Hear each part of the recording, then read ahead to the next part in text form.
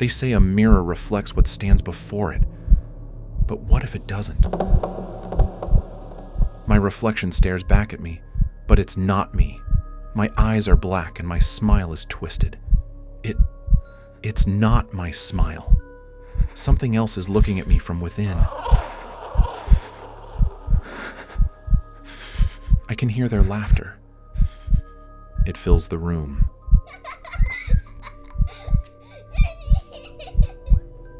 Coming closer.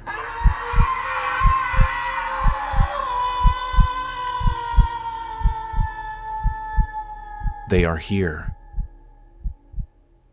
This is not a nightmare.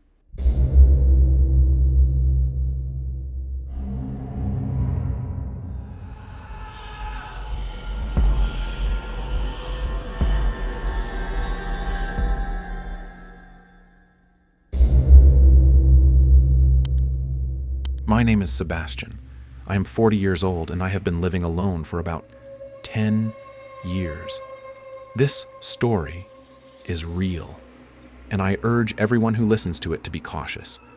My life was monotonous to the point of boredom. Every day passed like the one before with no significant change. Work, returning home, sleeping, then waking up to start another repetitive day.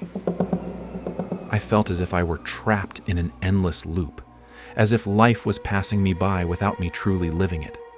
So when I had the opportunity to move into an old house in a quiet area on the outskirts of the city, I didn't hesitate. I longed for change, for a new beginning, for something different. The house was old, built in a classic style with stone walls and a wooden roof. It looked like something out of a mysterious novel, with large windows and massive doors.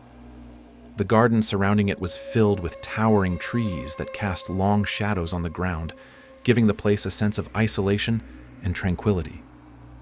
Everything seemed perfect to me, or so I thought. In the first few days, everything felt normal. I enjoyed the peace, far from the noise of the city. I spent hours reading books or writing in my notebook, relishing the solitude I had long sought. But soon, I began to notice strange things. The laughter was the first thing that caught my attention. At first, it was faint, barely audible. I thought it was coming from outside. Perhaps people passing by the house, or maybe the wind whistling through the trees. But it happened every night at nearly the same time. As days passed, the laughter grew clearer. More persistent. It was coming from somewhere inside the house, but I couldn't pinpoint its source. I started feeling uneasy. I wondered if the house was haunted, but I tried to convince myself it was just my imagination. Yet the laughter was real, and it grew louder with each passing night. One night I decided to confront the source of the sound. I knew I wouldn't be able to sleep peacefully until I understood what was happening. Grabbing a flashlight, I started walking through the house, following the sound that seemed to be coming from the living room. When I reached it, I stood in the middle of the room trying to focus on the noise. It was coming from the wall, somewhere behind the old shelves. I approached the wall and examined it carefully. I noticed a small crack in the corner, as if something was hidden behind it. I carefully removed the shelves until the crack revealed a small, wooden door concealed within the wall. The door was tiny, barely wide enough for me to squeeze through, but it was slightly ajar. I hesitated for a moment, trying to decide whether to continue. My heart was pounding, but my curiosity was stronger than my fear. I gripped my flashlight and pushed the door open,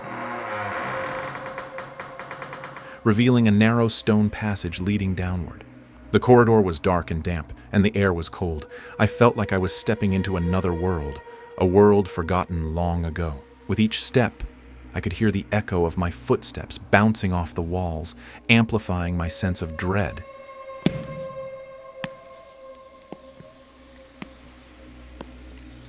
When I reached the end of the passage, I found myself in a small, dimly lit room.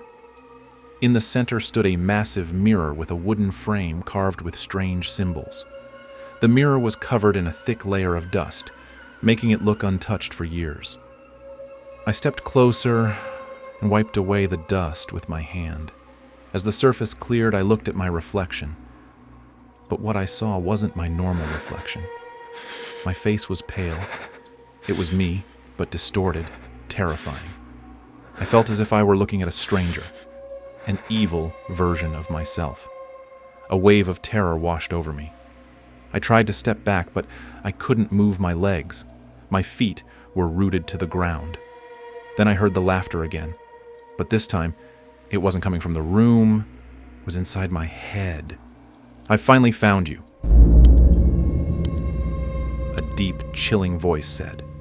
The sound came from everywhere at once, as if the room itself was speaking to me. The room started to change. The walls closed in, and the symbols carved into the mirror's frame began to glow with a dark red light.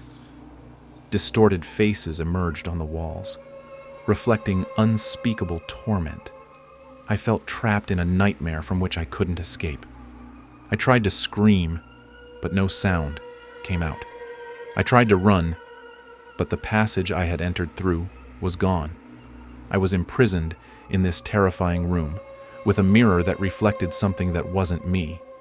Then, I looked at the mirror again, and saw my reflection. But it wasn't truly mine.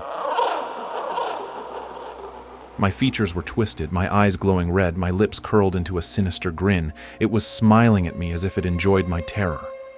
In a moment of desperation, I shut my eyes, trying to escape the nightmare. When I opened them, I found myself in my bedroom, lying in bed.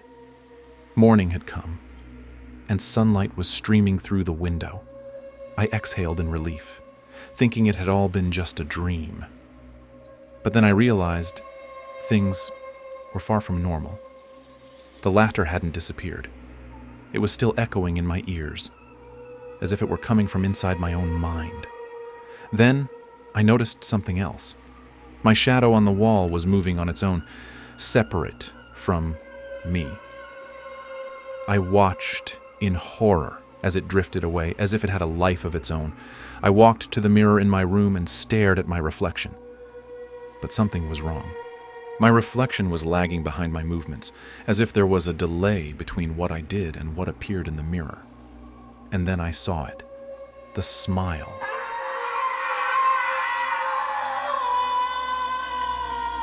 A sinister, malevolent grin that wasn't mine but belonged to something else, staring at me from within the glass. I began to doubt myself. Was I still me? Or had something else taken my place, waiting for the right moment to claim me entirely? The following days were a never-ending nightmare. The laughter grew louder, my shadow moved freely, and my reflection in the mirror became more twisted, with that wicked smile never fading. I felt as if I was losing control. Voices whispered in my head, urging me to do things I would never have considered. It felt like another entity was living inside me, trying to take over. One night, I stood before the mirror, determined to confront my reflection, but what I saw wasn't me. A pale face, unspeakably horrifying, stared back at me, as if it knew I was powerless to stop it. "You are mine now," the voice whispered in my head. "You will never escape." Despair filled me. I knew I was losing myself, that something evil had claimed me, but I didn't know how to fight it. In the end, I gave in. I knew I was no longer me. I was just an empty shell, inhabited by something else. The laughter consumed my mind, my shadow moved freely, and my reflection in the mirror grinned at me with that wicked smile. I knew the moment had come.